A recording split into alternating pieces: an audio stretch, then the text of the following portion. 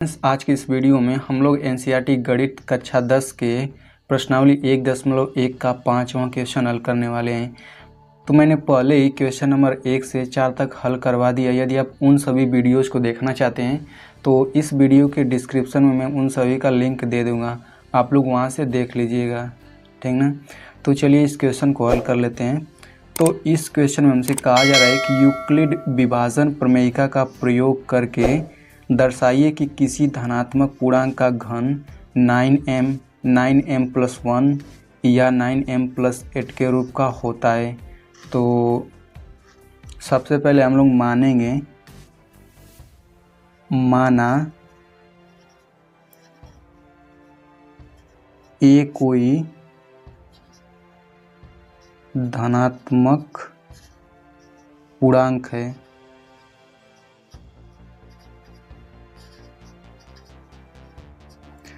तो सबसे पहले हम लोग मानेंगे कि माना ए कोई धनात्मक पूर्णांक है तथा b बराबर 3 है। तो कुछ लोग कहेंगे कि आपने b बराबर 3 क्यों माना। तो यहाँ पे हम लोगों को b बराबर 9 मानना चाहिए था, जैसे हम लोगों ने पिछले क्वेश्चन में माना, ठीक ना। लेकिन यहाँ पे मैंने b बराबर 3 इसलिए लिया क्योंकि यदि हम लोग b बराबर 9 लेंगे तो ये काफ़ी लंबा हो जाएगा, ठीक ना। और 9 लेंगे तो अभी इसका क्यूब भी तो करना है, तो वो और बड़ा हो जाएगा, इसलिए हमने b बराबर 3 लिया है। तो जब b बराबर हम लोग 3 लेंगे तो ये बहुत ही सरल हो जाएगा, बहुत ही आसान हो जाएगा, ठीक ना। तो इसलिए मैंने b बराबर 3 लिया है। तो इसके बाद हम लोग लिखेंगे इसलिए यूक्लिड विभाजन प्रमेयिका प्रयोग करने पर, ठीक ना। तो यूक्लिड विभाजन प्रमेयिका क्या होता है, ये होता है a बराबर b³ + r, जिसमें r का मान 0 से बड़ा होता है या फिर 0 के बराबर होता है या भाजक b से छोटा होता है, ठीक ना। तो इसी तरीके से हम लोग इसको भी लिख लेंगे, तो ये हो जाएगा a बराबर 3³ + r हो जाएगा, ठीक। अब इसमें r का मान क्या क्या हो जाएगा, तो r का मान या तो 0 से बड़ा होगा या फिर 0 के बराबर या फिर भाजक b से छोटा। तो b बराबर 3 है तो ये 3 से छोटा हो जाएगा। इसका मतलब ये है कि r का मान या तो 0 हो सकता है या फिर 1 हो सकता है या फिर 2 हो सकता है। हम लोग एक बार r बराबर 0 रखेंगे, फिर दूसरे केस में r बराबर 1 रखेंगे, ऐसे ही तीसरे केस में r बराबर 2 रख के हल कर लेते हैं। तो केस फर्स्ट बन सकता है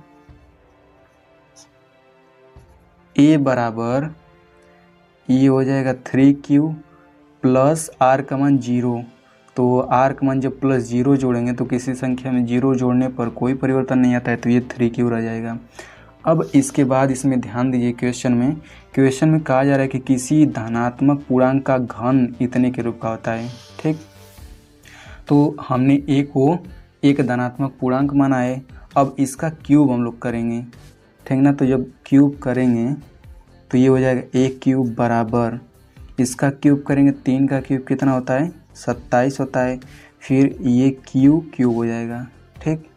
अब यहाँ पे ध्यान से देखिए, 27 क्यूब को हम लोग कैसे लिख सकते हैं, इसको लिख सकते हैं 9, फिर कोष्ठक में 3 का क्यूब, 9 का गुणा 3 में करेंगे तो फिर 27 आ जाएगा, ठीक ना।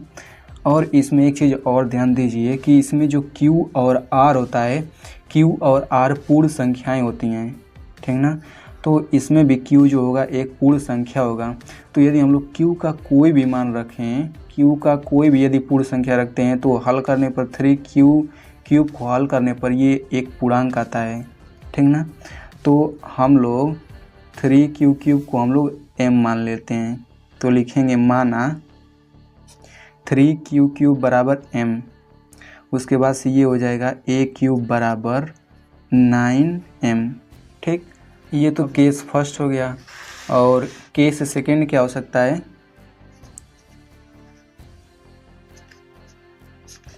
तो केस सेकंड में हम लोग लिखेंगे a बराबर 3³ + 1, इस बार r बराबर 1 रखेंगे, तो इसका क्यूब एक बार हमें फिर करना है, तो ये हो जाएगा a³ बराबर 3 क्यूब प्लस 1 का क्यूब, ठीक ना। तो आपको ये फार्मूला पहले से ही पता होगा, x प्लस वाई का क्यूब बराबर क्या होता है, x cube plus y cube plus 3x square y plus 3x y square, ठीक ना। तो हम लोग x की जगह 3 क्यूब रखेंगे, y की जगह 1 रखेंगे, तो ये हो जाएगा a क्यूब बराबर 3 क्यूब का क्यूब प्लस y की जगह 1 का क्यूब प्लस 3x स्क्वायर यानी कि 3 क्यूब का स्क्वायर फिर into y 1 plus 3x y square, x की जगह क्या है 3 क्यूब है, फिर y का स्क्वायर यानी कि 1 का स्क्वायर। अब इसको हम लोग हल कर लेते हैं, तो ये हो जाएगा a क्यूब बराबर 3 क्यूब का क्यूब करेंगे तो ये हो जाएगा 27 क्यूब का क्यूब प्लस 1 फिर प्लस 3 क्यूब का स्क्वायर करेंगे तो 9 क्यू स्क्वायर और 9 का 3 में गुणा करेंगे तो ये हो जाएगा 27 क्यू स्क्वायर, फिर प्लस ये देखिए 3 तरीके 9 क्यू हो गया, एक का स्क्वायर एक ही होता है, तो इसको हम लोग 1 को लास्ट में कर देते हैं तो ये हो जाएगा 27 Q cube plus 27 Q square plus 9 Q plus 1, ठीक। अब इन तीनों में से आपको 9 कामन दिख रहा होगा तो हम लोग 9 कामन ले लेंगे, तो 9 कामन लेने के बाद यहाँ क्या बचेगा, 9 3 27 होता है तो 9 3 क्यू क्यूब प्लस यहाँ पे 3 Q square plus Q plus 1, तो इसमें भी q एक पूर्ण संख्या है और q का कोई भी मान रख के अगर हम लोग हल करते हैं तो ये कोष्ठक के अंदर एक पूर्णांक ही आता है, ठीक ना। तो हम लोग मानेंगे, माना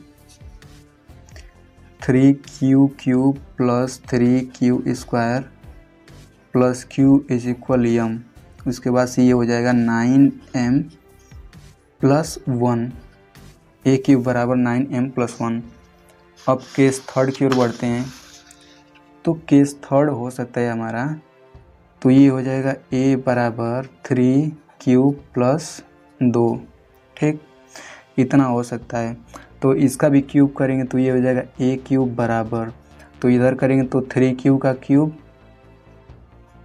ठीक, प्लस 2 का cube plus 3x square Y यानी कि 3 क्यूब का स्क्वायर इंटू वाई का मान 2, फिर प्लस 3x का मान 3 क्यूब और वाई स्क्वायर यानी कि 2 का स्क्वायर, इसे हम लोग हल कर लेते हैं। तो 3 क्यूब का क्यूब करेंगे तो 27 क्यूब का क्यूब आ जाएगा, फिर प्लस 2 का क्यूब 8 प्लस यहाँ पे देखिए ये है 3 दूना के 6 हो जाएगा, ठीक ना। तो इसे हम लोग लिख लेते हैं 6 गुणा 3 क्यूब का स्क्वायर करेंगे तो 9 क्यूब स्क्वायर, 3 त्रिका 9, फिर गुणा 2 का स्क्वायर 4 क्यू, ठीक। अब इसको हम लोग क्रम में 8 को लास्ट में कर लेते हैं तो ये हो जाएगा 27 क्यू क्यूब प्लस, तो इसे 6 9 54 क्यू स्क्वायर प्लस 9 चौक 36 क्यू प्लस 8 हो जाएगा, ठीक ना। अब इन तीनों में से कॉमन क्या दिख रहा है, यहाँ तक 9 दिख रहा है, तो ये हो जाएगा 3 Q cube plus 6 Q square plus 4 Q plus 8, तो इसमें भी हम लोग इसके बराबर m मान लेंगे, तो लिखेंगे माना 4 क्यू इज इक्वल m, ठीक ना। तो ये हो जाएगा a क्यूब बराबर 9m प्लस 8, ठीक ना। तो अगर तीनों केस में अगर देखें तो देखिए यहाँ पे 9m आ रहा है और यहाँ पे 9m प्लस 1 आ रहा है और यहाँ पे 9m प्लस 8 आ जा रहा है, यानी कि हमें यही सिद्ध करना था कि 9m प्लस 1 या फिर 9m प्लस 8 के रूप का होता है। तो हम लोग लास्ट में लिखेंगे, तो हम लोग इसे हल करने के बाद लास्ट में इतना ज़रूर लिखेंगे, ये लिखना ज़रूरी है। तो हम लोग लिखेंगे अतः किसी भी धनात्मक पूर्णांक का घन 9m प्लस 1 या 9m प्लस 8 के रूप का होता है। तो आई होप आपको ये क्वेश्चन समझ में आ गया होगा।